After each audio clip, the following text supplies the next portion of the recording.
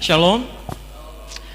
Kita sangat bersyukur untuk kebaikan Tuhan.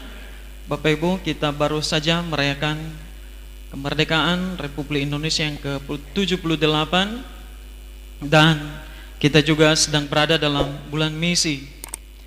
Bapak Ibu, itu sejalan dengan apa yang sedang kita jalani, bahwa kita sudah merdeka, tetapi kemerdekaan itu tidak boleh kosong, harus terus diisi. Demikian juga dengan keselamatan kita. Keselamatan itu sudah diberi dengan cuma-cuma, tetapi keselamatan itu tidak boleh berhenti di kita saja. Dan keselamatan itu tidak boleh kosong, kita harus mengerjakannya bagi juga pekerjaan Tuhan di tengah dunia ini. Untuk itu kita masih terus belajar dalam minggu ini tentang tema pergilah. Dalam minggu yang ketiga ini kita masuk di dalam tema yang terambil dari Matius 28 ayat 18 sampai 20. Saya mengundang Bapak Ibu untuk melihatnya, dan kita akan belajar dari teks ini. Saya akan membacakan bagi kita semua Matius pasal 28. Demikian firman Tuhan. Yesus mendekati mereka dan berkata, "Kepadaku telah diberikan segala kuasa di sorga dan di bumi. Karena itu pergilah, jadikanlah semua bangsa muridku, dan baptislah mereka dalam nama Bapa dan Anak dan Roh Kudus. Dan ajarlah mereka melakukan segala sesuatu yang telah kuperintahkan kepadamu. Dan ketahuilah, aku menyertai kamu senantiasa sampai kepada akhir zaman." Puji Tuhan Bapak Ibu, tema kita pada minggu yang ketiga ini dan di seluruh jemaat di GKI di Indonesia, itu pergilah muridkan semua bangsa. Sekali lagi, pergilah muridkan semua bangsa. Bapak Ibu, kita akan belajar apa makna dan maksud daripada teks ini bagi kita. Tentu kita mengetahui bahwa teks ini adalah perintah agung yang selama ini kita kenal sebagai amanat agung. Ketika Yesus naik ke surga, sebelum itu dia memberi perintah bagi para murid. Dan Bapak Ibu, ini adalah perintah bagi kita juga hari ini. Telah berulang kali Bapak Ibu mendengar dari teks ini dengan pesan bahwa ini panggilan bagi kita semua. Dan di dalam rangka bulan misi ini, kita melihat kembali, bukan berarti bahwa kita selama ini tidak melakukannya, tetapi seringkali kita juga bisa melupakan, atau karena sudah terlalu biasa tentang perintah itu, sehingga tak jarang juga kita abai di dalam melakukannya. Dan kalau kita sudah melakukannya, bila kita juga terus didorong untuk mengerjakan bagian ini. Maka di pagi ini Bapak Ibu, kita akan belajar 2 poin. Apa maksud bagi kita tentang perintah ini? Pergilah muridkan semua bangsa. Kita belajar poin yang pertama Bapak Ibu. Makna dan maksud ini diberikan bagi kita adalah bahwa setiap murid atau orang percaya memiliki amanat, tugas, dan atau tanggung jawab untuk menjadi pembuat murid. Sekali lagi, setiap kita punya tanggung jawab yang tak boleh dilepaskan, yaitu membuat murid, menjadi pembuat murid.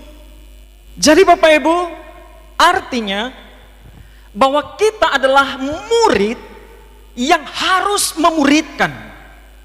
Jadi tidak stop, tidak berhenti pada status menjadi Kristen, KTP sudah Kristen, tetapi murid itu terus berlanjut pada level langkah berikutnya adalah memuridkan. Teks Matius 28 ayat 18 sampai 20. Kita memang mengenalnya sebutan amanat agung. Ini adalah tugas menjadi pembuat murid, menjadi murid yang memuridkan. Sekarang, apa maksudnya murid Bapak Ibu? Bobby Harrington dan Josh Patrick di dalam panduan membuat murid mereka berkata begini. Definisi murid kita bisa angkat dari Matius 4 ayat 19. Dia berkata, demikian firman Tuhan, Yesus berkata kepada mereka, mari ikutlah aku dan kamu akan kujadikan penjala manusia. Ayat ini memberi kepada kita arti, apa itu murid? Apa itu menjadi murid? Pertama, mengikut Yesus sebagai kepala. Itu adalah murid. Dan para murid datang, tinggalkan segala sesuatunya dan pergi ikut Yesus sebagai pemimpin. Kedua, diubahkan.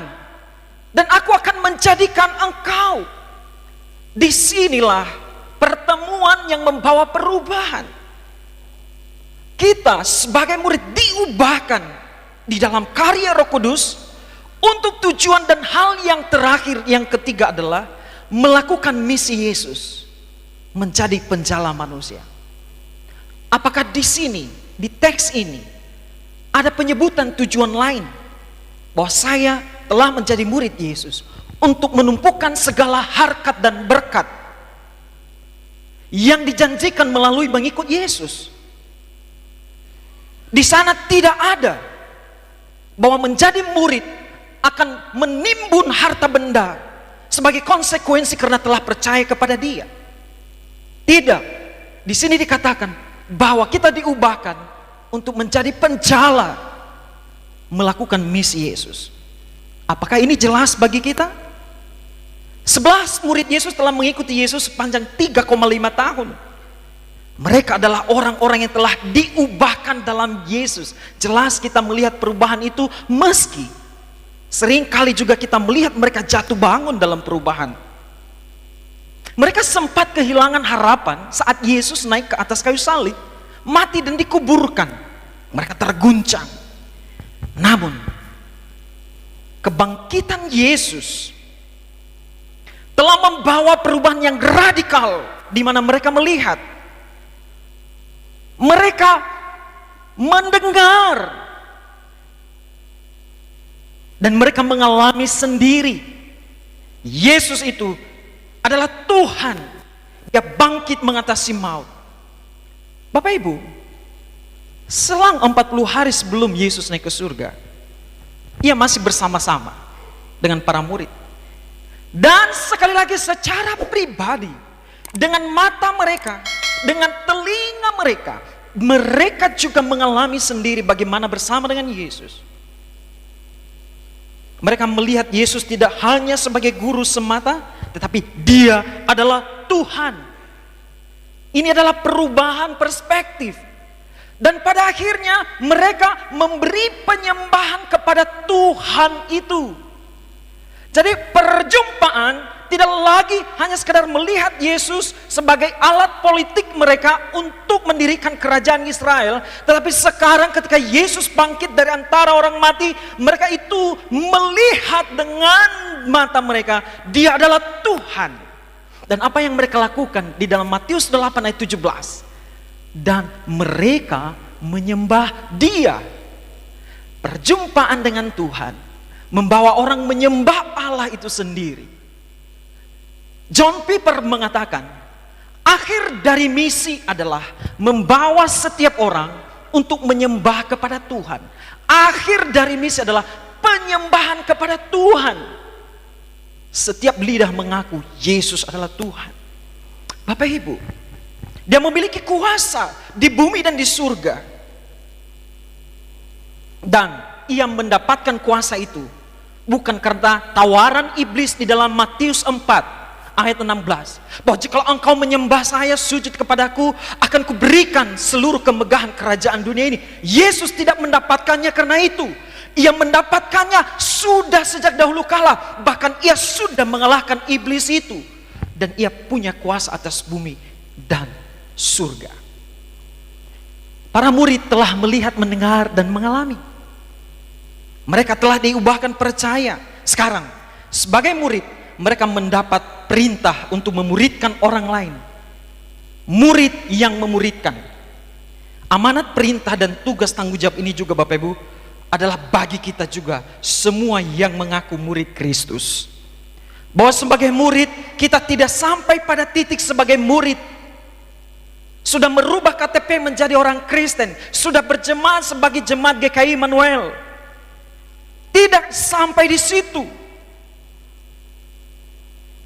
Murid yang memuridkan adalah panggilan kita sekaligus perintah bagi kita dan identitas kita sebagai orang percaya untuk membuat murid yang lain. Lalu pertanyaannya, bagaimanakah kita disebut sebagai murid sehingga kita bisa masuk dalam panggilan ini, Bapak Ibu? Saya menanyakan Pendeta Husain Sahasdiman karena dia adalah praktisi hukum dan pengacara. Saya bertanya, Pak, bagaimana saksi dapat bersaksi dan diterima di pengadilan sah secara hukum?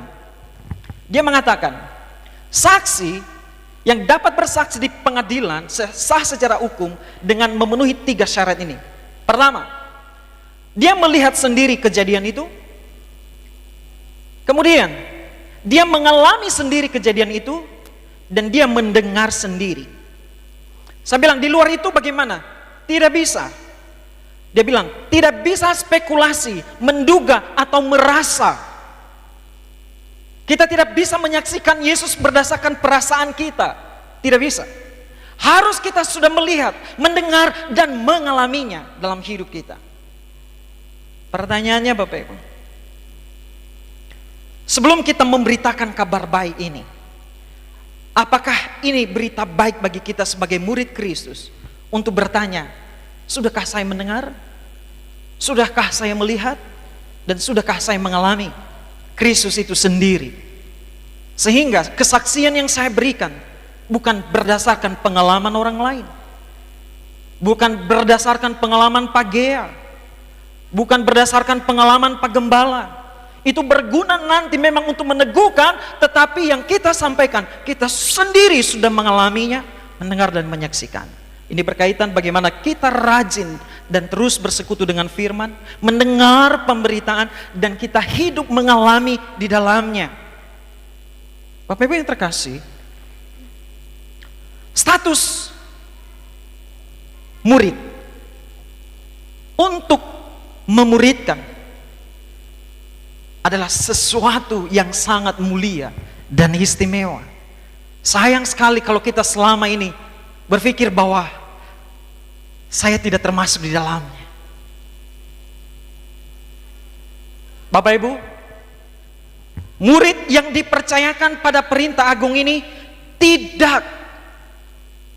tidak sekali lagi, tidak mendahulukan karena status dia adalah orang kaya.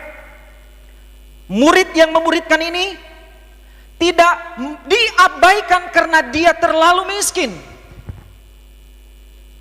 Tidak juga lebih tertarik karena usianya produktif. Dan perintah murid memuridkan ini Bapak Ibu tidak menolak usia yang sudah pensiun. Status murid tidak memiliki kadaluarsanya dan ukuran yang mungkin dunia taruh sebagai ukurannya. Berita gembiranya, semua kita, apakah saya masih anak kecil, apakah saya sudah remaja dewasa, ataukah saya sudah pensiun, panggilan ini adalah untuk saya dan milik saya. David Jebos dalam bukunya Transformasi Misi Kristen, dia berkata begini, menjadi seorang murid berarti suatu titik balik yang menentukan, yang pasti kepada Allah dan sesama. Yang muncul dari sini adalah suatu perjalanan yang pada kenyataannya tidak pernah berakhir di dalam hidup ini. Suatu perjalanan yang terus menerus menemukan dimensi baru dari kasih kepada Allah dan sesama. Sementara pemerintahan Allah tersingkap dalam kehidupan sang murid. Artinya selama kita hidup dan menjadi murid Tuhan, kebaikan, kemurahan, dan penyingkapan rahasia kuasa Allah terus Tuhan kerjakan bagi kita. Dan selama itu juga kita harus menjadi murid yang membuat murid. Bapak Ibu, adakah kita juga sudah mengerjakan murid yang membuat murid? Kita mulai dari keluarga, dari anak-anak. Adakah mereka sudah juga dimuridkan dari kita sebagai orang tua. Dan anak-anak, sudahkah engkau dimuridkan menjadi murid Kristus? Baru Bapak Ibu, ini akan berjalan dan terus menerus. Setiap orang yang sudah dimuridkan harus membuat murid bagi Kristus. Bapak Ibu, ini adalah perintah, inilah amanat. Dan barang siapa tidak mengikuti kehendak Allah ini bagi mereka yang sudah menjadi murid, atau bagi mereka yang mengaku sudah diselamatkan tetapi tidak mengerjakannya, ini bukan pengancaman, tetapi Yesus telah mendahului peringatan ini. Matius 7 ayat 21. Acuan melakukan perintah atau kehendak Allah muncul dalam suatu hubungan tentang penghakiman di akhir zaman. Dan siapa mengabaikan perintah dan kehendak Allah, itu sangat mengerikan. Dan ini bukan berita baik, bahwa bukan setiap orang yang berseru kepada Tuhan, Tuhan akan masuk ke dalam kerajaan surga, melainkan dia yang melakukan kehendak Bapakku di surga. Bapak Ibu, jelas bukan bahwa kita semua adalah murid, dan tidak bisa berhenti di situ saja, harus membuat murid. Itu artinya harus membuat murid di dalam rumah. Dan setelah itu kita harus pergi keluar, membuat koneksi, membuat kontak hubungan dengan orang lain. Dan kita bergumul untuk menyampaikan kepada dia dan mengajarkan dia bahwa dia dapat diselamatkan di dalam Yesus. Ini adalah kepedulian dan perhatian yang lebih daripada rasa sosial. Tidak. Bapak Ibu, sebelum jauh melihat keluar, mari kita kembali di dalam lingkungan keluarga dan gereja kita. Mereka perlu pertolongan Tuhan. Dan bibir mulut kita yang sudah mengalami dan merasakan itu perlu memberitahu kepada mereka dengan tidak putus dan jemu-jemunya. Meski memang tidak mudah. Bapak Ibu, itu adalah tantangan bagi kita. Sebelum kita melanjut pada poin yang kedua, Bapak Ibu, saya ingin memberi beberapa foto untuk kita perhatikan dan lihat. Silakan untuk boleh. Poin yang kedua adalah kelompok orang-orang di seluruh dunia harus mendengar berita pertobatan dan pengampunan dosa. Di sini jadikanlah, muridkanlah semua bangsa. Bapak Ibu, hanya ada satu perintah di sini, pergi bukan. Yang dimaksud perintah di sini, jadikanlah murid. Dengan menjadikan murid, maka pergi itu otomatis kita kerjakan. Karena bagaimana kita dapat memuridkan kalau kita tidak pergi keluar dari gereja ini? Kalau kita semua duduk di dalam gereja, kapan kita akan pergi ke rumah dan pulang? Atau ke tempat tujuan kita? Tentu kita harus keluar dari gereja nanti dan kita pergi pulang ke rumah. Untuk pulang kita maka berjalan. Maka untuk dapat membuat murid kita harus pergi menjadikan murid dan keluar, Bapak Ibu. Dan siapa yang kita tuju di sini, Bapak Ibu? Yang kita tuju adalah kelompok orang-orang, suku-suku, dan semua bangsa. Bapak Ibu yang terkasih dalam Tuhan Yesus Kristus, ini bukan tugas yang mudah. Sekali lagi, bukan tugas yang mudah. Karena Matius 16 ayat 24 mengatakan, kita harus memikul salib, menyangkal diri untuk bagian ini. Dan tahu artinya memikul salib, Bapak Ibu? Kalau orang di zaman tentara Romawi memikul salib, itu artinya dia menuju kematiannya. Dan bagi kita, di dalam memberitakan Injil, kita mengikut salib, kita menyangkal diri kita. Maka di sini kita mematikan segala dosa, kita mematikan segala keinginan kita di dunia ini, dan kita mengarahkannya kepada keinginan Kristus semata. Sasaran yang kita tuju adalah, Bapak Ibu, orang-orang dari suku, dari kelompok yang belum percaya. Tetapi menariknya, Bapak Ibu, di Sintang kita menemukan suku bangsa yang banyak, suku Dayak, sub-sub suku yang banyak. Apakah masih banyak dari mereka belum percaya Yesus? Itulah yang dimaksudkan, pergilah muridkan semua bangsa, semua kelompok orang. Bapak Ibu, sekarang ini sudah bagian yang berulang-ulang dijelaskan bagi kita. Bagaimana kita pada akhirnya bisa pergi, Bapak Ibu? Kalau kenyataannya sebenarnya kita sulit mengadakan perbincangan Injil, bukan? Katakan Bapak Ibu, mari kita ingat baik-baik secara fresh. Kapan terakhir kali kita berbicara kepada orang bukan Kristen dan mengatakan kepada dia, maukah engkau memahami bahwa ada kuasa Tuhan atas masalahmu? Saya percaya satu nama, yaitu nama Yesus yang berkuasa. Dia akan berkuasa atas masalahmu, atas penyakitmu, atas pergumulanmu. Maukah kamu mendengar tentang dia? Kapan terakhir kali kita bicara kepada mereka yang saat ini tidak berada dalam gereja dan katakan bahwa Yesus itu jawaban? Bapak Ibu, sekarang kita melihat bagaimana Paulus mengajarkan kepada kita di dalam 1 Korintus 9 ayat 19 sampai dengan ayat yang ke-27 Bapak Ibu. Di sana Paulus berkata, saya adalah hamba bagi semua orang, meskipun saya adalah orang merdeka, demi memenangkan banyak dari mereka, maka saya menjadi hamba bagi semua orang. Saya menjadi orang Yahudi bagi orang-orang Yahudi. Saya menjadi bukan Yahudi bagi orang-orang bukan Yahudi. Saya menjadi orang lemah bagi orang-orang yang lemah, supaya saya bisa menyelamatkan mereka. Ini artinya pengorbanan Bapak Ibu. Dan ini artinya kita mau menjadi seperti dalam bagian hidup mereka yang sedang bergumul tentang pengharapan juga. Sama seperti beberapa contoh dalam gambar tadi. Mereka telah menyerahkan seluruh bagian hidup mereka untuk menjadi hamba bagi suku yang mereka layani. Dan lebih spesifik di dalam Kejadian Kisah Para Rasul 13 ayat 14 sampai 44 Bapak Ibu. Di situ Paulus memberi runutan langkah-langkah sebenarnya untuk kita bisa pergi sebenarnya. Apa yang Paulus lakukan setelah dia menjadi pengikut Yesus? Dia masih masuk dalam sinagoge Bapak Ibu. Kita kalau sudah menjadi Kristen, sulit untuk berbaur dengan orang berdosa, bukan? Lalu bagaimana kita bisa berbicara dengan orang berdosa kalau kita sudah memberi batas bahwa ini batas orang kudus dan ini batas orang berdosa? Orang kudus tidak bisa masuk kepada orang berdosa. Paulus membuat titik pertemuan. Dia meneladani Kristus. Ketika Kristus mengosongkan dirinya dari surga dan menjadi sama seperti kita yang berdosa, demi ia berbicara dalam bahasa kita orang berdosa ini, supaya kita bisa sadar bahwa kita ini perlu ditolong. Sekarang bagaimana orang berdosa mau dengar? Kalau Bapak Ibu, kita memberi ruang dan batas di dalam kekristenan kita, bahwa saya adalah orang kudus dan suci, najis bertemu dengan orang berdosa, dengan orang yang tidak berpengharapan, najis bagi saya. Bagaimana kita bisa bicara kepada mereka? Maka langkah yang diperlukan Bapak, buatlah pertemuan, titik kontak kepada mereka. Mereka perlu bersama dengan kita.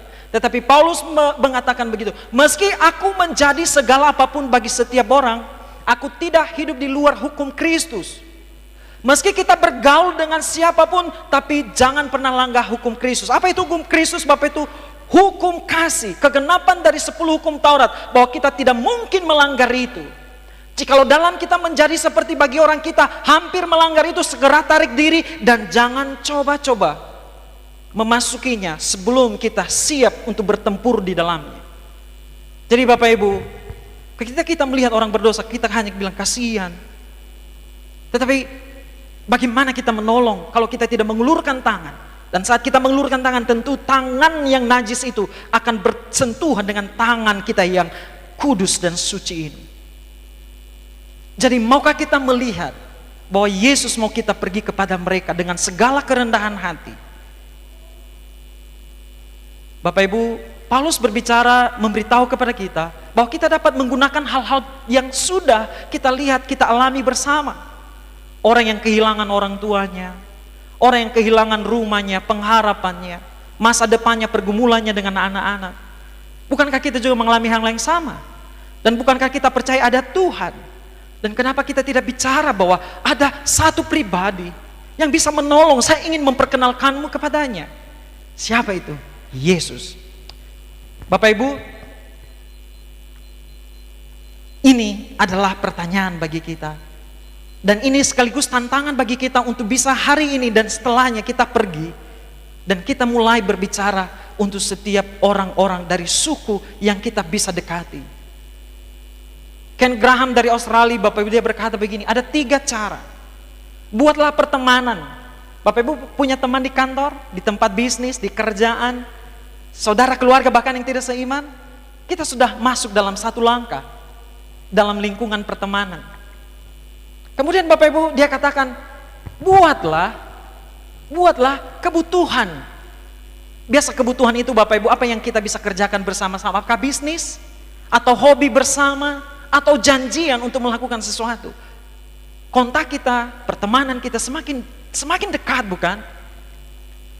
Di saat kita membuat pertemanan dan ada kebutuhan, di situ ada ketergantungan untuk memenuhi. Dan di saat itulah Bapak Ibu kesempatan untuk bisa mengatakan Injil kepada. Ketika di dalam pertemanan dan dia mulai terbuka dan berkata, saya sulit mengurus saya punya anak. Sulit bagi saya untuk menerima kehilangan ayah ibu saya. Sulit untuk menerima adik saya yang sudah tinggalkan Kristus. Atau sulit bagi saya untuk bisa bertemu dengan saudara-saudara saya atau bukan muslim. Di sini kita bisa masuk perlahan-lahan Bapak Ibu. Dan ceritakan apa yang engkau dengar dan engkau lihat dan saksikan, alami dengan Kristus dalam hidup kita. Itulah adalah cara yang efektif. Persoalan dia mau terima atau tidak nanti. Kadang butuh waktu dan kadang memang dia tolak. Tetapi kita harus siap untuk itu. Jadi Bapak Ibu, penting untuk datang kepada orang dan menghargai relasi dan menghargai cerita mereka tentang pergumulan mereka, dan katakanlah kebenaran yang membawa pengharapan kepada mereka. Bapak Ibu, kita punya banyak kesempatan, tetapi maukah kita berbicara kepada mereka?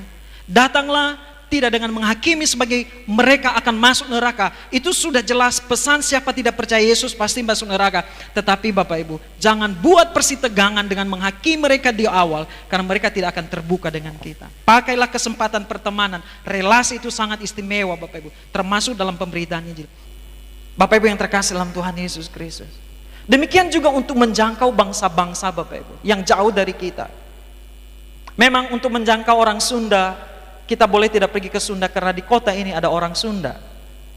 Untuk menjangkau orang Padang, memang kita tidak perlu pergi ke Padang karena di kota ini ada orang Padang. Dan ada banyak suku-suku lain dan misi bisa dikerjakan. Tetapi bagaimana kepada mereka yang memang jauh dan tidak ada yang pergi memberitakan Injil kepada mereka di sana? Sekarang, apa bagian saya dalam misi yang jauh itu Bapak Ibu? Maka kita bisa bergumul Bapak Ibu. Sekarang apa yang saya bisa kerjakan? Bapak Ibu boleh mulai menggumuli. Apakah anak saya punya panggilan untuk menjadi hamba Tuhan dan menjadi seorang penginjil? Bolehkah Bapak Ibu mulai mendoakan? Kapan terakhir mendengar bahwa dari jemaat kita ada anak yang diutus pergi ke sekolah teologi untuk dipersiapkan menjadi hamba Tuhan? Kapan terakhir kali Bapak Ibu? Kapan?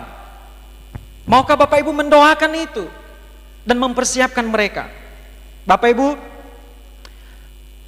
juga apakah kita mau terus berkomitmen untuk mendukung dalam dana, dalam daya pekerjaan misi ini? Karena kenapa? Kita hari ini ada di sini karena ada misi Bapak Ibu. Ada misi.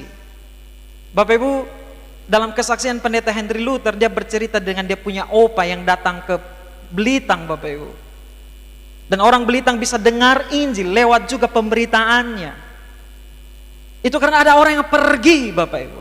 Yesus berbicara tentang segala bangsa dan sampai ujung bumi. Tetapi seberapa dari kita yang menjangkau ujung bumi Bapak Ibu? Sangat sedikit. Kita dari Indonesia baru mengutus berapa orang ke negeri Bapak Ibu. Beberapa orang baru ke misi lokal kita. Tetapi ada tantangan bagi kita untuk memenuhi ini Bapak Ibu. Dan berikutnya Bapak Ibu, kita perlu mendukung di dalam dana. Pergumulan daripada misi salah satunya adalah dana Bapak Ibu. Tadi kita menjalankan persembahan khusus. Saya ingat terumbuk itu Bapak Ibu. Dan itu papan sudah ada. 1 tahun Bapak Ibu mau busuk. 1 tahun mau busuk. Kita terus mendengar. Pas kita Natal Pemuda, saya bilang kita harus pergi di dalam misi. Maka semua bersepakat dengan pemahaman yang diselaraskan bahwa kita akan beraksi kepada misi. Maka terkumpullah uang waktu itu Bapak Ibu, 2,5 juta untuk misi dan 4 juta untuk beasiswa. 2,5 juta akhirnya dijawab Tuhan bahwa kebutuhannya adalah di Terumbuk. 2 minggu setelah kita membawa persembahan itu Bapak Ibu, Terumbuk itu dibangun. Bayangkan tidak ada orang datang ke sana untuk membawa persembahan. Kapan terumbuk mulai dibangun dan bahan sudah mulai busuk. Di sini tantangan bagi kita juga Bapak Ibu. Apakah kita berpikir bahwa kita punya tanggung jawab mengelola keuangan kita?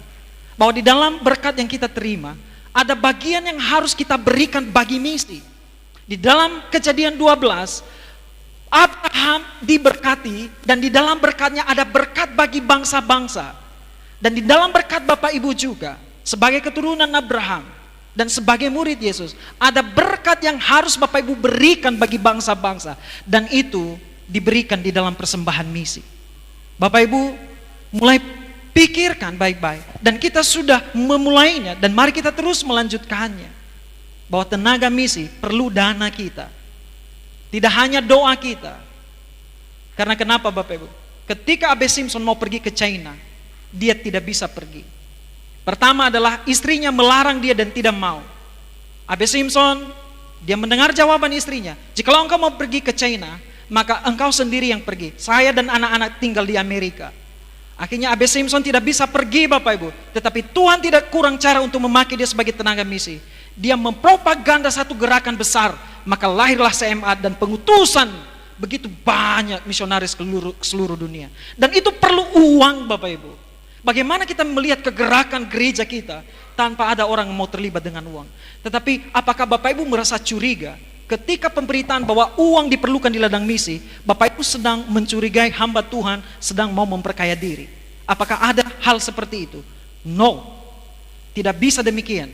Ketika hamba Tuhan berbicara bahwa misi perlu dana, itu betul-betul perlu dana. Dan misi bergerak dengan doa, dana, dan daya Bapak Ibu. Kita sudah melihat banyak pengutusan misi di dunia membutuhkan uang bermiliaran-miliaran Bapak Ibu. Untuk itu Bapak Ibu, di dalam kegerakan bulan misi ini, mari kita berdoa. Mulai ajar anak-anak untuk menyisihkan uang jajan mereka. Mungkin Bapak Ibu akan pulang dan dengar anak sekolah minggu membawa amplop kepada Bapak Ibu.